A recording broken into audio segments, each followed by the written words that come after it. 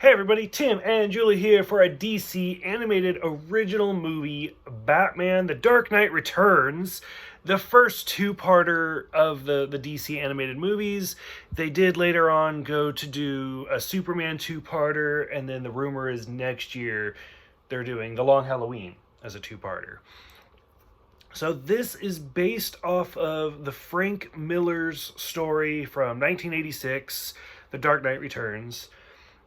So technically speaking, he wrote this in 1986. Arguably, this is the turning point for where Batman got darker, like went from the campy side to the darker side. And then a few years down the road, he went on to write Batman Year One, which you read, and then we've watched the movie. I did give you this comic to read, but you didn't really like the comic, if I remember. Yeah, I don't think so. No. So we got this one, which we're watching them more in order for the movies, because we got Year One and then we watched this one. This has gone on to have a few sequels. They came out with The Dark Knight Strikes Again, which came out in like 2001, The Master Race, The Golden Child, arguably Batman Year One, and All-Star Batman and The Boy Wonder is a sequel as well. Because they're like, since it's Frank Miller who writes all of them, even though they're different artists, they're all considered like this big Frank Miller universe. So anyways, this is a two-parter for that comic. That's a long intro. What do you think? Go ahead, take it for a while. I thought it was pretty good. Batman just having nightmares, remembering his past, which is, yeah, it's kind of hard trying, you don't want to forget your past, but then there's stuff like what he went through that, yeah, it was sad, but the whole first part was pretty good. I enjoyed it, even though he came back to right the wrong again, but yeah, and Two-Face, when Bruce Wayne Enterprises had put the money towards fixing him back up. Giving him like the cosmetic surgery. Yeah. But then he still had that evil side to him still. Which that I found interesting, because they fixed him so he was unscarred. Right. But in his mind, rather than fixing the scarred part, they made him all scarred. Right. So that kind of shows like the mental, like you can like cure the cosmetic, but the mental part, the mental he was still broken. Yeah. So that I loved. I thought that was really, really interesting. But yeah, I enjoyed it. It was good. I think it's interesting that, so we watched the Nolan movies, and in that, basically Batman Begins is a little bit inspired by Batman Year One, and then realistically, The Dark Knight Rises is a little bit inspired by this, where Batman has retired, he's been gone for several years, and then when he comes back, he's not old like he is in this, but he is damaged, where I think it's his leg. He needs like the brace on his leg to help him walk and stuff like that. So you can kind of see the whole circular thing. So we do see a lot of people in this. In part one, we see, besides Bruce, obviously, we meet Carrie Kelly, the first female Robin. We see Two-Face, like you said, and then I think and then the mutant leader for part one, and then part two is Bruno, the Joker, and Superman. So a lot of villains, and they kind of do them out of order in the comics. From the comics, I guess I should say, because the comics is like the actual story, but it does kind of break it up really well for two movies. Which I forgot to mention. Did you notice who the voice of Batman was? No. For this one, not a huge actor, I guess. I think he is, but for this movie, the voice of Batman was Peter Weller, the original RoboCop. Oh, okay. Yeah. So that was I liked it. I thought he actually did a good job as like an old, like kind of bitter Batman. Yeah. Also, from, like I said, this movie to The Dark Knight Rises, in one of the scenes of The Dark Knight Rises, there's a scene where Batman comes back and there's two cops following him. And the older cop is like, "You're in for a show right now. Like, you don't even know what's about to happen." Uh-huh. And you see that, like, that exact scene in this movie as well, which this came out long before. I mean, especially the comic came out in the 80s. So that's one of those scenes. That was great. Where the cop's like, "Should we arrest him?" And the old cop's like, "You're about to get your ass handed to you. Like, you do what you want. Like, I'm just going to sit here." Mm-hmm. Which I loved. I thought that was really, really well done. But I did notice Batman was, to me, he was a little slower. Mm-hmm. Which was to be expected. For his age and his injuries, but yeah. Which I love, leads me up to my favorite part out of both scenes, where he's fighting the mutant leader the second time in the mud pit. Which I liked how they did that. Where if he had fought the mutant leader and just won, then you'd be like, "Oh, look, it's Batman winning everything he does." But the fact that he gets his ass kicked the first time, which goes with what you said. Like, he's older, he's slower, he's not as good.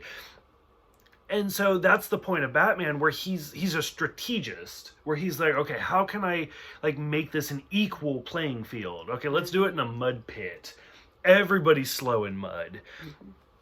So he makes it, and probably my favorite line, one of the most famous lines, so it's actually cliche that it's my favorite, but it is what it is, where he's like, "This isn't a mud pit, or this isn't a mud hole, it's an operating table, and I'm the surgeon."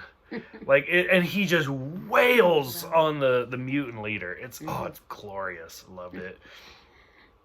And then, of course, like, the mutants turn into the Sons of Batman, because they're like, "Well, you defeated our boss, so now we're going to follow you." Going into part 2, seeing the Joker, seeing Superman, a lot of other villains like the Green Arrow, aka Oliver Queen, shows up. Selena Kyle shows up, which I feel so bad for her. Like, literally as the Joker says, like, the years have not been kind to Selena Kyle. No. So what'd you think of the part 2, seeing the Joker and Superman? It was okay. Superman, to me, belongs in his own universe. Mm-hmm. You know, leave Batman alone. Which I think that's... So, to kind of... like I said, so this is the first two-parter for DC, The Dark Knight Returns. I would love to see them do The Dark Knight Strikes Again. So, like I said, there's actually 4 altogether. There's The Dark Knight Returns, The Dark Knight Strikes Again, The Master Race, and The Golden Child. I've read Strikes Again. I read most of The Master Race, but I haven't read all of it. And then I have not read any of The Golden Child at all.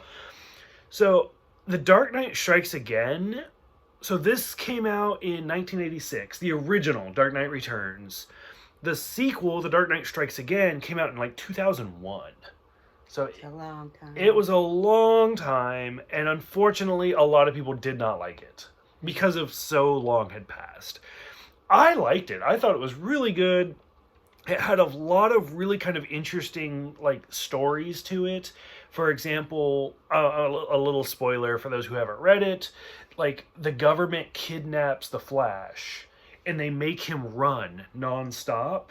And by making him run, it produces free electricity throughout the U.S. Mm-hmm. So nobody in the U.S. has to pay for electricity, or it's like a fraction instead of, like, I don't even know what I pay. I make Jordan do the bills because I suck at money.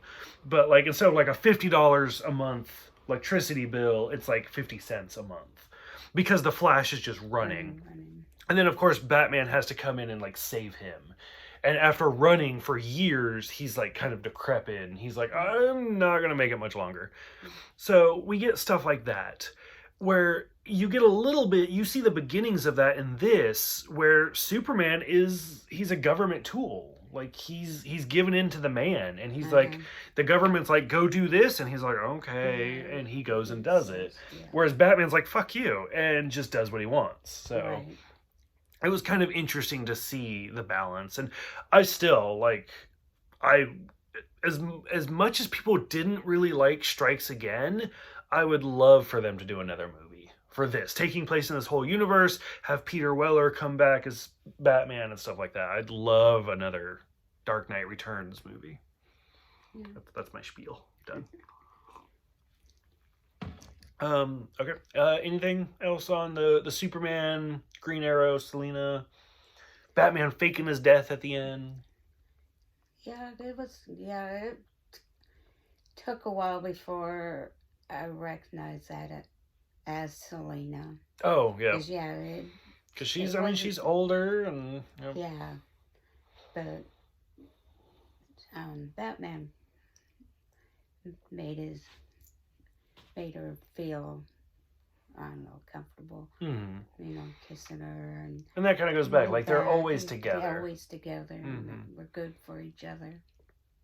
One of the things I like about this that they kept to the comics. So, like I said, this came out. The original comic came out in 1986. Obviously, this movie came. When did this come out? Like 2015, something. One of the original lines in the comic is where Commissioner Gordon and Bruce are talking, and I loved how they kept it in there. Like, it's a little bit frustrating when they make movies much later, and since things have changed in real life, they kind of change the movie. Whereas they kept it in the movie, and I absolutely loved it, where I think it's Gordon and Alfred both are talking to Bruce, and they're like, so I mean, we know what happened with Dick, but like, are you worried about what's going to happen to Jason again? Now, and that's it. Like, that's all you get. Now, like, I had you watch Under the Red Hood, so I mean, you know, like, what happened to Jason and stuff, where he like was killed. Right. This, like I said, this comic came out in '86. The death of Jason didn't happen until '88. So, like, literally, Frank Miller was just making shit up. And he was just like, what about what happened to Jason? And of course, all the people in '86 are like, ooh, what happened? Yeah. And you don't really know. Like, he was just making stuff up. And sure enough, 2 years later is when Jason was killed. But the fact that they didn't change that, and they're like, well, Jason died, but then again, he came back. Like, they didn't touch on any of it. Like, you literally get the line for line. Like, Jason died, but like, and that's it. Like, you lost a Robin before. Right. So I really liked how they kept that going. And this Robin, I don't know. Carrie Kelly? Carrie Kelly. To me, I always thought when very first time I saw her, I thought she was the new commissioner. Oh, okay. They looked I see. much. I see. Yeah. I like that. The short red hair. Yep. Yeah. I agree with that. And that's definitely the thing. It's like if it was like a time thing, like a flashback, yeah, I do agree with that. Because I don't know. But Commissioner, to me, she's a bitch. Yeah, and I think that's kind of where it's supposed to be. Yeah. Which we've kind of seen in other Batman stuff, where they're like, Gordon's like just like giving into this Batman, and Gordon always plays it like, I don't know what you're talking about. Like, I have nothing to do with Batman. You can't prove it. But Batman's always there to save the day. So even her, like this new commissioner, is trying to prove herself, and it's like Batman still kind of comes to your rescue. So, any other closing thoughts for Batman: The Dark Knight Returns, the first two-parter? No, I enjoyed it. Did you like it as a two-parter, or do you think it would have worked as just a one-parter? It probably would have worked as a one. Okay. Full movie, yeah. Okay. Any other thoughts? No. Oh, okay. So for those who have seen it, what did you think? For those who have read the comic, how do you like the comparison, the contrast of it? We will see a lot more of this. Everything from Batman the Animated Series, Batman Brave and the Bold. This is, I hate to say it because it's so cliche, but this is a defining moment in the Batman universe, and came out in '86, so even before I was born. So it's been around forever, and a lot of people make references to it. So curious what everybody thinks about it. Thank you guys for watching. Thank you guys for subscribing, and Julie and I will see you guys next time.